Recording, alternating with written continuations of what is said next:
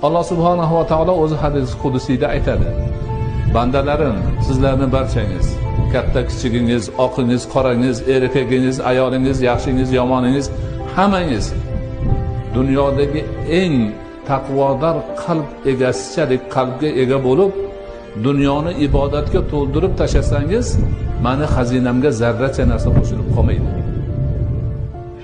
Ey odam bolalari, sizlarni barchangiz, katta kichigingiz, qizilingiz, oqingiz, qorangiz, erkak, ayol, yaxshi, yomon, hammangiz dunyodagi eng fojir insonni qalbiga ega bo'lib, dunyoni gunohga to'ldirib tashlasangiz, meni xazinamdan zarracha narsa kamib qolmaydi.